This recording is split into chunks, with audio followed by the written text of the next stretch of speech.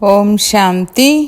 December 30వ తారీఖు 2023 ప్రాతఃమురళి. ఓం శాంతి. బాబ్దాదా మధువనము. ఈరోజు మధుర మహావాక్యాలు.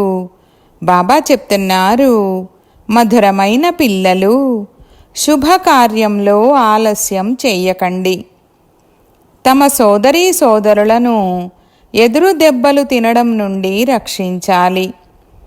భూభూ చేసి తమ సమానంగా తయారు చెయ్యాలి. ప్రశ్న: ఏ విషయంలో అనర్థం జరగడం వలన భారత్ గవ్వతుల్యంగా అయిపోయింది? జవాబు: అన్నింటికన్నా పెద్ద అనర్థమేమి జరిగిందంటే, గీత యొక్క స్వామిని మర్చిపోయి గీతా జ్ఞానం ద్వారా జన్మ తీసుకున్న బిడ్డను స్వామి అని అనేశారు. ఈ ఒక్క అనర్థం కారణంగానే అందరూ తండ్రి నుండి విముఖులుగా అయిపోయారు. భారత్ గవ్వతుల్యంగా అయిపోయింది. ఇప్పుడు పిల్లలైన మీరు తండ్రి సన్ముఖంలో సత్యమైన గీతను వింటున్నారు. ఈ గీతా జ్ఞానము ద్వారానే దేవీ దేవతా ధర్మము స్థాపన అవుతుంది. మీరు శ్రీకృష్ణుని సమానంగా అవుతారు. పాట: ఈ ఆటనంతా ఎవరు రచించారు? ఓం శాంతి. తప్పకుండా మాకు స్వర్గంలో అపారమైన సుఖముండేది. మేము చాలా సంతోషంగా ఉండేవారము. జీవాత్మలమైన మేము స్వర్గంలో ఎంతో ఆనందంగా ఉండేవారమని బ్రాహ్మణ కులభూషణులైన పిల్లలు అర్థం చేసుకున్నారు. మరి ఆ తర్వాత ఏం జరిగింది? రంగు రూపము అనే మాయ వచ్చి అంటుకుంది. వికారాల కారణంగానే దీనిని నరకమని అంటారు. మొత్తమంతా నరకమే. ఇప్పుడు భ్రమరము ఉదాహరణనేదైతే ఇస్తారో, ఆ భ్రమరము మరియు బ్రాహ్మణి ఇరువురు పని ఒక్కటే. భ్రమరము ఉదాహరణ మీకే వర్తిస్తుంది. భ్రమరము పురుగులను తీసుకువెళ్తుంది. ఇల్లు తయారు చేసి అందులో పురుగులను వేస్తుంది. ఇది కూడా నరకమే. అందరూ పురుగులే. కానీ అన్ని పురుగులు దేవీ దేవతా ధర్మానికి చెందినవారు కారు. ఏ ధర్మానికి చెందినవారైనా సరే అందరూ నరకవాసులైన పురుగులే. ఇప్పుడు దేవీ దేవతా ధర్మానికి చెందిన పురుగులు ఎవరు? ఇక్కడ కూర్చొని భూభూ చేస్తున్నవారు. ఆ బ్రహ్మావంశీ బ్రాహ్మణీలు అన్నది ఎలా తెలుస్తుంది? ఎవరైతే దేవతా ధర్మానికి చెందిన వారో వారే నిలవగలుగుతారు. ఎవరైతే దేవతా ధర్మానికి చెందిన వారు కారో వారు నిలవరు. అందరూ నరకవాసులైన పురుగులే. సన్యాసులు కూడా నరకంలోని ఈ సుఖము కాకిరెట్టతో సమానమైనదనే అంటారు. స్వర్గంలో అపారమైన సుఖముండేదని వారికి తెలీదు. ఇక్కడ 5% సుఖము మరియు 95% దుఃఖము ఉంది. కావున దీనిని స్వర్గమనేమి అనరు. స్వర్గంలోనైతే దుఃఖానికి సంబంధించిన విషయమే ఉండదు. ఇక్కడైతే అనేక శాస్త్రాలు, అనేక ధర్మాలు మరియు అనేక మతాలు ఉన్నాయి. స్వర్గంలోనైతే ఒకే అద్వైత దేవతా మతము ఉంది. ఒకే ధర్మం ఉంది. మీరు బ్రాహ్మణీలు. మీరు భూభూ చేస్తారు. అప్పుడు ఈ ధర్మానికి చెందిన వారెవరైతే ఉంటారో వారు నిలుస్తారు. అనేక రకాల వారు ఉన్నారు. కొందరు ప్రకృతిని నమ్ముతారు, కొందరు సైన్సును నమ్ముతారు, మరికొందరు ఈ సృష్టి ఊహాజనితమైనదని మాత్రమే అని అంటారు. ఇటువంటి సంభాషణ ఇక్కడే జరుగుతుంది, సత్యయుగంలో జరగదు. ఈ అనంతమైన తండ్రి ప్రజాపిత బ్రహ్మముఖ కమలము ద్వారా తమ పిల్లలకు కూర్చొని అర్థం చేయిస్తారు. మీరు నా వద్ద ఉండేవారు, ఇప్పుడు మళ్ళీ నా వద్దకు రావాలి. ఇందులో శాస్త్రాల ప్రస్తావన ఏమీ రాదు. క్రైస్తు మరియు బుద్ధుడు వస్తారు, వారు కూడా వచ్చి వినిపిస్తారు. ఆ సమయంలో శాస్త్రాలకు సంబంధించిన ప్రస్తావన రాదు. క్రైస్తు ఏమైనా బైబిల్ చదివేవారా? బైబిల్ యొక్క ప్రస్తావనే తలెత్తదు. తండ్రి అంటారు, పిల్లలు, మీరు మీ పరిస్థితిని చూడండి. మాయా రావణుడు మీ పరిస్థితిని ఎలా చేశాడు? మేము ఆసురీ రావణ సాంప్రదాయానికి చెందినవారమని భావిస్తారు కూడా. రావణుణ్ణి కాలుస్తారు, కానీ అతడు కాలడు. రావణుడు కాలడం అనేది ఎప్పుడు సమాప్తమవుతుంది? ఈ విషయం మనుషులకు తెలీదు. మీరు ఈశ్వరీయ దైవీ సాంప్రదాయం వారు. మీరు నా పిల్లలు.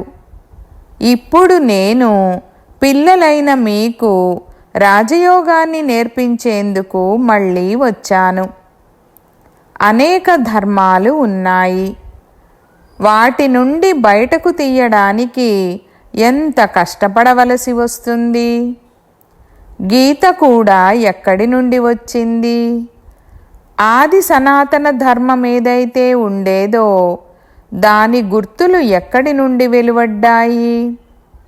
వాటిని ఋషులు మునులు కూర్చొని తయారు చేశారు. వాటినే ఇప్పటి వరకు వింటూ వచ్చారు. వేదాలను ఎవరు గానం చేశారు? వేదాలకు తండ్రి ఎవరు? తండ్రి అంటారు, గీతా భగవానుణ్ణి నేను. గీతామాతను రచించింది శివబాబా. ఆ గీత నుండి శ్రీకృష్ణుడు జన్మ తీసుకున్నారు. అతనితో పాటు రాధ మొదలైన వారంతా వస్తారు. మొదట ఉన్నది బ్రాహ్మణులు. వారు మా అతి ప్రియమైన తండ్రి అని పిల్లలైన మీకు నిశ్చయముంది. వారిని అందరూ ఓ గాడ్ ఫాదర్, దయ చూపించండని అంటారు. దుఃఖము నుండి ఎలా విముక్తులవ్వాలి అంటూ భక్తులు పిలుస్తారు. ఒకవేళ భగవంతుడు సర్వవ్యాపి అయినట్లయితే ఇక పిలవాల్సిన అవసరమే లేదు. ముఖ్యమైనది గీతకు సంబంధించిన విషయము. ఎన్ని యజ్ఞాలు మొదలైనవి రచిస్తారు? ఇప్పుడు మీరు ఇటువంటి కరపత్రాలను ముద్రించండి. ఇప్పుడు ఎంతటి అనర్థం జరిగిపోయింది! ఎక్కడంటే అక్కడ గీతను రాస్తూ ఉంటారు. గీతను ఎవరు రచించారు? ఎవరు గానం చేశారు? ఎప్పుడు గానం చేశారు? ఎవరు తయారు చేశారో ఏమీ తెలీదు. శ్రీకృష్ణుని యథార్థ పరిచయం కూడా లేదు.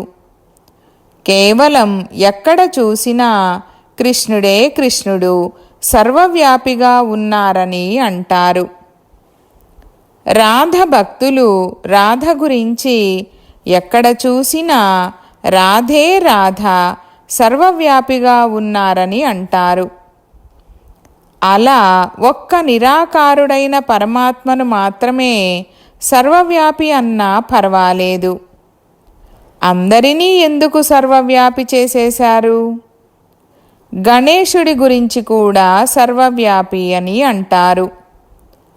ఒక్క మధురా నగరంలోనే కొందరు శ్రీకృష్ణుడి సర్వవ్యాపి అని అంటే, కొందరు రాధ సర్వవ్యాపి అని అంటారు. ఎంత తికమకలో ఉన్నారు! ఒకరి మతము ఇంకొకరితో కలవదు. ఒకే ఇంట్లో తండ్రికి ఉన్న గురువు వేరు, కొడుకుకు ఉన్న గురువు వేరు. వాస్తవానికి గురువులను వానప్రస్థంలో ఆశ్రయిస్తారు. తండ్రి అంటారు, నేను కూడా ఇతని వానప్రస్థావస్థలో వచ్చాను. ప్రపంచంలో ఎవరు ఎంత పెద్ద గురువు అయితే అతనికి అంత నష ఉంటుంది. ఆదిదేవ్కు మహావీర్ అన్న పేరును కూడా ఇచ్చారు. హనుమంతుణ్ణి కూడా మహావీర్ అని అంటారు. మహావీరులు శక్తులైన మీరే. దిల్వాడా మందిరంలో శక్తులను సింహంపై స్వారీ చేస్తున్నట్లు చూపిస్తారు, మరియు పాండవులను ఏనుగులపై స్వారీ చేస్తున్నట్లు చూపిస్తారు. ఈ మందిరము చాలా యుక్తిగా తయారు చేయబడింది. అది అచ్చంగా మీ స్మృతి చిహ్నమే. మీ చిత్రాన్ని చూపించేందుకు మీరు ఆ సమయంలో ఉండరు. మందిరాలు ద్వాపరంలో తయారయ్యాయి. కావున మీ చిత్రాలు ఎక్కడి నుండి వస్తాయి? సేవ అయితే మీరిప్పుడు చేస్తున్నారు. విషయాలన్నీ ఈ సమయానికి చెందినవే. వారు శాస్త్రాలను తర్వాత తయారు చేశారు. ఒకవేళ మనం గీత పేరును ప్రస్తావించకపోతే ఇది ఏ కొత్త ధర్మమో తెలీదని మనుషులు భావిస్తారు. ఎంతగా కష్టపడవలసి ఉంటుంది. వారు ఈ ప్రపంచంలో కేవలం ధర్మస్థాపన చేస్తారు. మిమ్మల్నైతే తండ్రి కొత్త ప్రపంచం కొరకు తయారు చేస్తున్నారు. తండ్రి అంటారు, నా వంటి కర్తవ్యాన్ని ఎవ్వరూ చెయ్యలేరు. పతితులందరినీ పావనంగా తయారు చేయవలసి ఉంటుంది. ఇప్పుడు పిల్లలైన మీరు వార్నింగ్ ఇవ్వాల్సి ఉంటుంది. భారత్లో ఎంతటి అనర్థం జరిగింది. దాని కారణంగానే భారత్ గవ్వతుల్యంగా అయ్యింది. తండ్రి గీతామాత ద్వారా శ్రీకృష్ణునికి జన్మనిచ్చారు. వారేమో శ్రీకృష్ణుణ్ణి గీతకు స్వామిగా చేసేశారు. గీతకు స్వామి శివుడు. వారు గీత ద్వారా శ్రీకృష్ణుడికి జన్మనిచ్చారు. మీరందరూ సంజయులు. వినిపించేవారు ఒక్క శివబాబాయే. ప్రాచీన దేవతా ధర్మాన్ని రచించేవారు ఎవరు? ఈ విషయాలన్నింటినీ రాయడానికి బుద్ధి కావాలి. గీత ద్వారా మనం జన్మ తీసుకుంటున్నాము. మమ్మ రాధగా మరియు వీరు శ్రీకృష్ణునిగా అవుతారు. ఇవి గుప్తమైన విషయాలు కదా. బ్రాహ్మణుల జన్మను ఎవ్వరూ అర్థం చేసుకోలేరు. ఇది శ్రీకృష్ణుడు మరియు పరమాత్మకు సంబంధించిన విషయము. బ్రహ్మ, శ్రీకృష్ణుడు మరియు శివబాబా ఈ విషయాలన్నీ గుహ్యమైనవి కదా. ఈ విషయాలను అర్థం చేసుకునేవారు చాలా వివేకవంతులై ఉండాలి.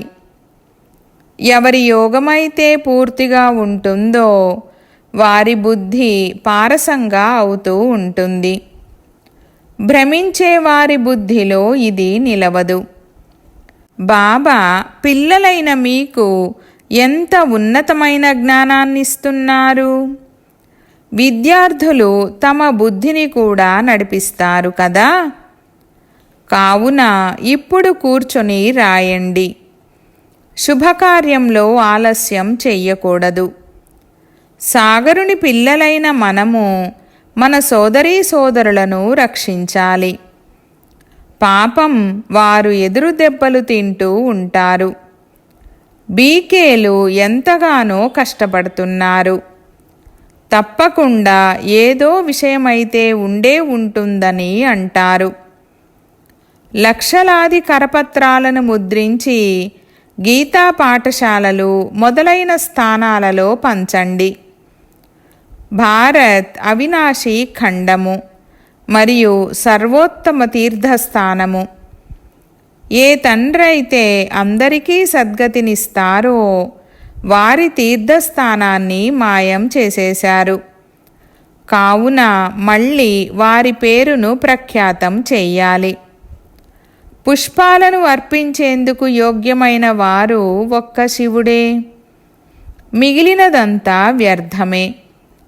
గీతా పాఠశాలలు ఎన్నో ఉన్నాయి.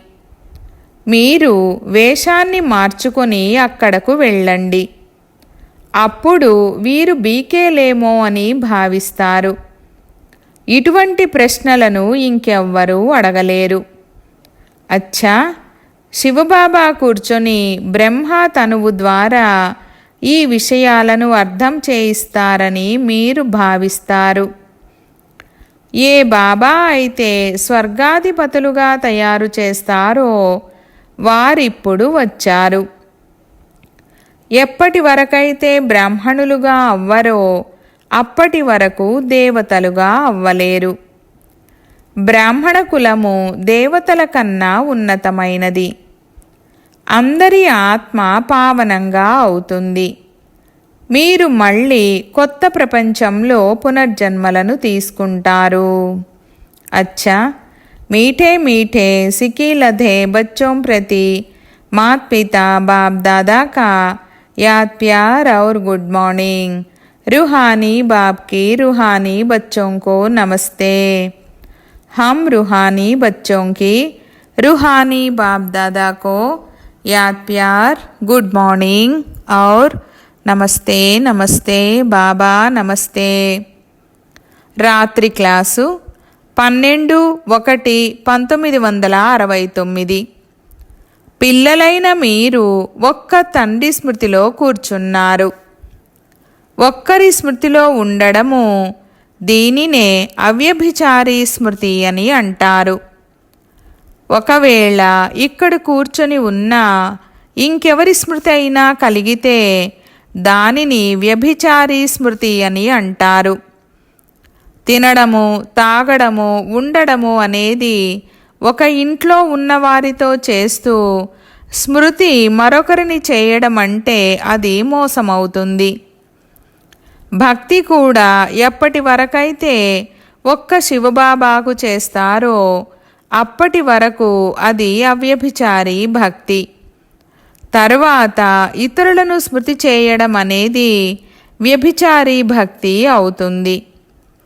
ఇప్పుడు పిల్లలైన మీకు జ్ఞానం లభించింది. ఒక్క తండ్రి ఎంత అద్భుతము చేస్తారు.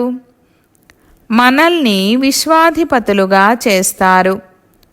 కావున ఆ ఒక్కరినే స్మృతి చెయ్యాలి. నాకైతే ఒక్కరే ఉన్నారు, కానీ పిల్లలు శివబాబా స్మృతిని మర్చిపోతున్నామని అంటారు. వాహ్, భక్తి మార్గంలోనైతే మేము ఒక్కరికే భక్తి చేస్తామని అనేవారు. వారే పతిత పావనుడు. ఇంకెవ్వరిని పతిత పావనుడని అనడం జరగదు. అలా ఒక్కరినే అంటారు. వారే ఉన్నతోన్నతమైన వారు. ఇప్పుడైతే భక్తి యొక్క విషయమే లేదు. పిల్లలకు జ్ఞానముంది. జ్ఞానసాగరుణ్ణి స్మృతి చెయ్యాలి. మీరు వస్తే మేము మిమ్మల్నే స్మృతి చేస్తామని భక్తి మార్గంలో అంటారు. కావున ఈ విషయాలను గుర్తు చేసుకోవాలి. ప్రతి ఒక్కరూ తమను తాము ప్రశ్నించుకోవాలి. మేము ఒక్క తండ్రినే స్మృతి చేస్తున్నామా, లేక అనేక మిత్ర సంబంధీకులు మొదలైన వారిని స్మృతి చేస్తున్నామా? ఒక్క తండ్రితోనే మనసు పెట్టుకోవాలి. ఒకవేళ మనసు ఇంకెటువైపైనా వెళ్తే స్మృతి వ్యభిచారి అవుతుంది. తండ్రి అంటారు, పిల్లలు నన్నొక్కరినే స్మృతి చేయండి. మళ్ళీ అక్కడ మీకు దైవీ సంబంధీకులు లభిస్తారు. కొత్త ప్రపంచంలో అందరూ కొత్తవారు లభిస్తారు. కావున మేము ఎవరిని స్మృతి చేస్తున్నామని మిమ్మల్ని మీరు పరిశీలించుకోవాలి.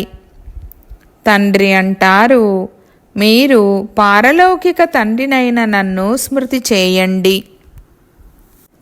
నేనే పతిత పావనుణ్ణి. ప్రయత్నించి ఇతర వైపుల నుండి బుద్ధి యోగాన్ని తొలగించి తండ్రిని స్మృతి చేయాలి. ఎంతగా స్మృతి చేస్తారో అంతగా పాపాలు తొలగుతాయి. ఎంతగా మనం స్మృతి చేస్తామో అంతగా బాబా కూడా స్మృతి చేస్తారని కాదు. బాబా ఏమైనా పాపాలను తొలగించుకునేది ఉందా? ఇప్పుడు పావనంగా అయ్యేందుకు మీరు ఇక్కడ కూర్చున్నారు. శివబాబా కూడా ఇక్కడే ఉన్నారు.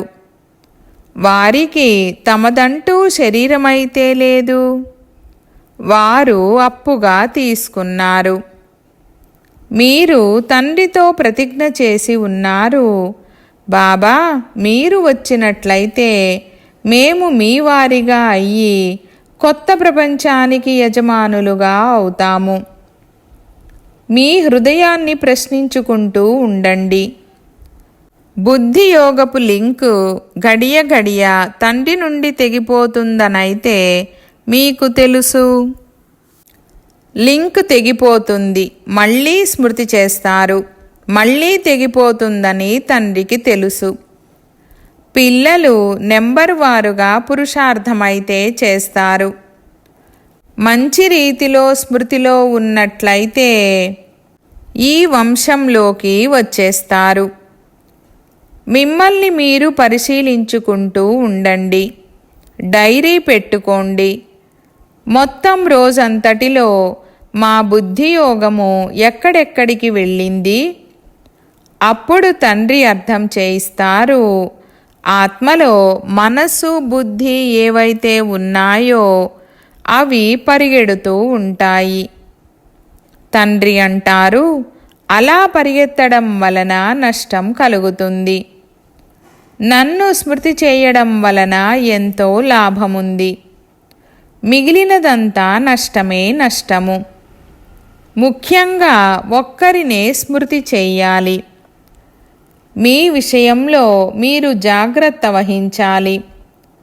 అడుగడుగులోనూ లాభము, అడుగడుగులోనూ నష్టము ఉంటుంది. 84 జన్మలు దేహధారులని స్మృతి చేస్తూ నష్టాన్నే పొందారు. ఒక్కొక్క రోజు గడుస్తూ 5000 సంవత్సరాలు గడిచిపోయాయి. నష్టమే కలిగింది. ఇప్పుడు తండ్రి స్మృతిలో ఉంటూ లాభం పొందాలి. ఈ విధంగా విచారసాగర మథనం చేసి జ్ఞానరత్నాలను వెలికి తీయాలి. తండ్రి స్మృతిలో ఏకాగ్రచిత్తులై నిమగ్నం అవ్వాలి. కొందరు పిల్లలకు గవ్వలు సంపాదించాలనే చింత ఉంటుంది. మాయ వ్యాపారాలు మొదలైన వాటి ఆలోచనలను తీసుకొస్తుంది. ధనవంతులకైతే ఎన్నో ఆలోచనలు వస్తాయి. బాబా ఏం చెయ్యగలరు? బాబాకు ఎంత మంచి వ్యాపారం ఉండేది. ఎదురు దెబ్బలు మొదలైనవి తినాల్సిన అవసరమే ఉండేది కాదు. ఎవరైనా వ్యాపారి వస్తే నేను అడిగేవాడిని, నీవు వ్యాపారివా లేక ఏజెంటువా? మీరు వ్యాపారాలు మొదలైనవి చేస్తూ బుద్ధియోగాన్ని తండ్రితో జోడించాలి. ఇప్పుడు కలియుగం పూర్తయి సత్యయుగం వస్తుంది. పతితులు సత్యయుగంలోకి వెళ్ళనే వెళ్ళరు. ఎంతగా స్మృతి చేస్తారో అంతగా పవిత్రంగా అవుతారు. పవిత్రత వలన ధారణ బాగా జరుగుతుంది. పతితులు స్మృతి చెయ్యలేరు, అలాగే ధారణ జరగదు. కొందరికి భాగ్యం అనుసారంగా సమయం లభిస్తుంది, పురుషార్థం చేస్తారు. కొందరికి సమయమే లభించదు, అసలు స్మృతే చెయ్యరు. కల్పక్రితం ఎవరెంత ప్రయత్నించారో అంతే ప్రయత్నిస్తారు. ప్రతి ఒక్కరూ తమ విషయంలో తాము కష్టపడాలి. సంపాదనలో నష్టం కలిగితే ఇంతకు ముందు ఈశ్వరుడి ఇష్టమని అనేవారు. ఇప్పుడేమో డ్రామా అని అంటారు. కల్పక్రితం ఏదైతే జరిగిందో అదే జరుగుతుంది. ఇప్పుడు 4 గంటలు స్మృతి చేస్తే మరుసటి కల్పంలో ఎక్కువగా చేస్తారని కాదు. అలా కాదు, శిక్షణ ఇవ్వడం జరుగుతుంది. ఇప్పుడు పురుషార్థం చేస్తే కల్పకల్పము మంచి పురుషార్థము జరుగుతుంది. కావున చెక్ చేసుకోండి, బుద్ధి ఎక్కడెక్కడికి వెళ్తుంది. మల్ల యుద్ధంలో చాలా జాగ్రత్త వహిస్తారు. అచ్చా, ఆత్మిక పిల్లలకు ఆత్మిక బాప్దాదాల ప్రియ స్మృతులు మరియు గుడ్ నైట్. ధారణ కొరకు ముఖ్య సారము. 1వ పాయింట్, వివేకవంతులుగా అయ్యేందుకు స్మృతి ద్వారా తమ బుద్ధిని పారసములా తయారు చేసుకోవాలి. బుద్ధిని అటూ ఇటూ భ్రమింప చెయ్యకూడదు. తండ్రి ఏదైతే వినిపిస్తారో దాని గురించే ఆలోచించాలి. 2వ పాయింట్, భ్రమరములాగా అయ్యి భూభూ చేసి నరకవాసులుగా అయిన పురుగులను దేవీ దేవతలుగా తయారు చేసే సేవను చెయ్యాలి. శుభకార్యంలో ఆలస్యం చెయ్యకూడదు. తమ సోదరీ సోదరులను రక్షించాలి. వరదానము, సమానతా భావనను ఉంచుతూ కూడా ప్రతి అడుగులోనూ విశేషతను అనుభవము చేయించే విశేష ఆత్మా భవ. వివరణ, పిల్లలు ప్రతి ఒక్కరిలో తమ తమ విశేషతలు ఉన్నాయి. విశేష ఆత్మల కర్తవ్యాలు సాధారణ ఆత్మల కన్నా భిన్నంగా ఉంటాయి. ప్రతి ఒక్కరి పట్ల సమానతా భావననే ఉంచాలి. కానీ వీరు విశేష ఆత్మలన్నది కనిపించాలి. విశేష ఆత్మలనగా విశేషముగా చేసేవారు, అంతేగాని కేవలం మాట్లాడేవారు కాదు. వారి ద్వారా అందరికీ వీరు స్నేహం యొక్క భండారమనే ఫీలింగ్ కలుగుతుంది. ప్రతి అడుగులోనూ ప్రతి దృష్టిలోనూ స్నేహమే అనుభవం అవ్వాలి. ఇదే కదా విశేషత. స్లోగన్, ఈ సృష్టి వినాశనము కన్నా ముందే మీ లోపాలను మరియు బలహీనతలను వినాశనము చేయండి.